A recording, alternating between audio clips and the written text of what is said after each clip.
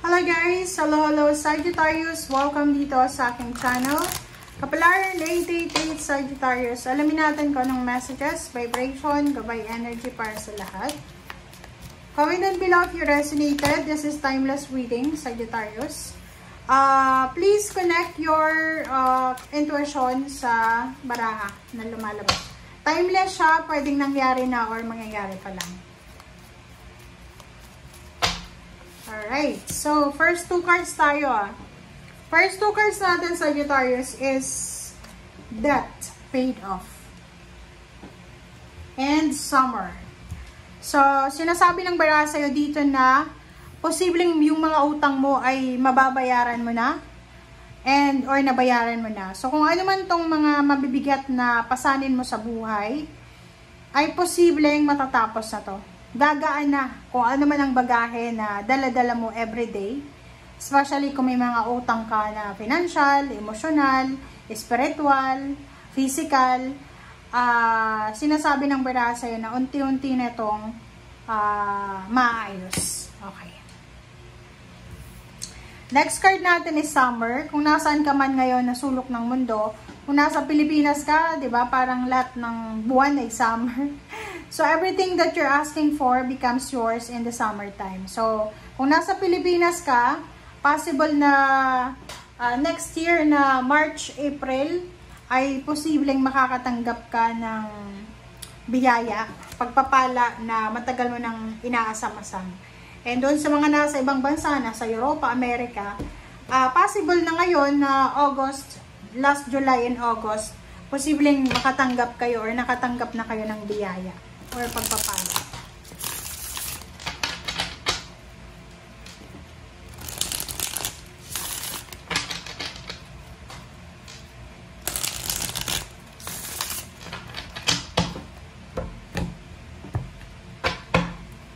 Alright. Five of Wands. This is for Sagittarius. Knight of Cups. Page of Wands. Five of Cups. Ace of Swords. And the Empress. Alright. So, comment down below if you resonated.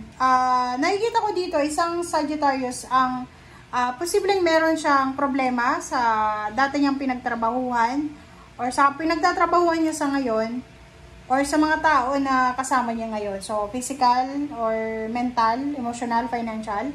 Meron kang problema na pinagdadaanan. Maybe sangkot ka sa mga gulo, pag-aaway, gulo, kompetisyon, conflicts, or kung ano pa man to. Comment down below if you resonated. Pwedeng may nakaaway ka sa company na pinagtatrabahuan mo. Pwedeng meron kang atraso sa pinagtatrabahuan mo. Or meron kang, basta mayroong conflict, mayroong miscommunication, misjudgment, or kano pa man na naranasan ka. Sinasabi ng baraha sa'yo dito na if you are single, or if you are married, if you're in a relationship, mag-iingat kayo kasi in the near future, magiging sobrang adventurous ka. Parang in the near future, kung lalaki ka na Sagittarius, maraming magkakagusto sa'yo. Make sure lang na single ka. Kasi, possible talaga na conflict ang dala mo dito. Diba?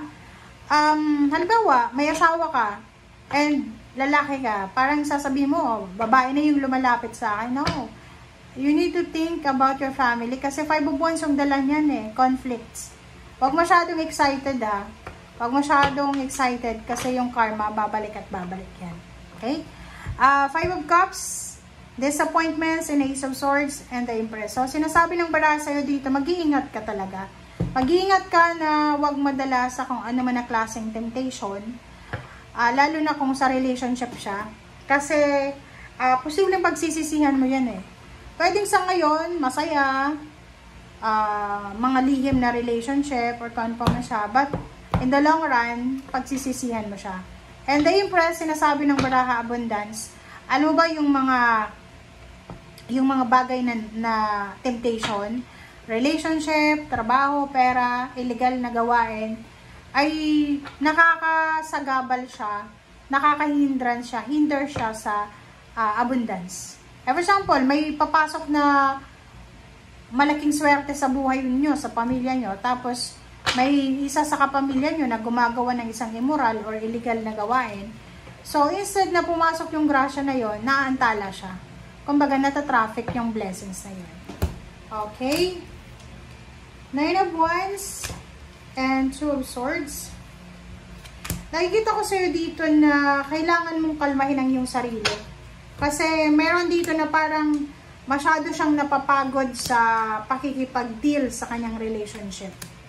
Parang meron dito na Sagittarius na parang sinasabi niya, pagod na ako sa pakikisama sa asawa ko, sa boyfriend, girlfriend, or sa kalibin ko. Mag-iingat ka. Kasi yung 2 of Swords dito, mahirapan kang mag-decide pag nangyari na. Okay? So, sinasabi ng baraha sa'yo dito na in terms of relationship, emotion, family, make sure na kailangan kalmado ka. Kailangan mong timbangin yung sitwasyon. Huwag mong ipagpapalit yung pamilya mo sa isa lang na one night stand. Diba? Or sa pagsubok or sa temptation. Queen of Swords, King of Wands, and Death card. Sinasabi ng baraha sa'yo dito na ingat-ingat talaga. Yung hindi ko alam kung bakit ganun yung energy mo ngayon. Basta ang sinasabi ng baraha sa'yo na mag-iingat yung lahat sa third party. Mag-iingat yung lahat sa temptation. May bibisyo siya, trabaho, relationship na temptation. Kasi sinasabi ng baraha na posibleng ikaw ay mawala ng trabaho or posibleng ikaw ay ma-lay off or ma-terminate sa trabaho. Ko alam kung bakit ganun yung energy mo.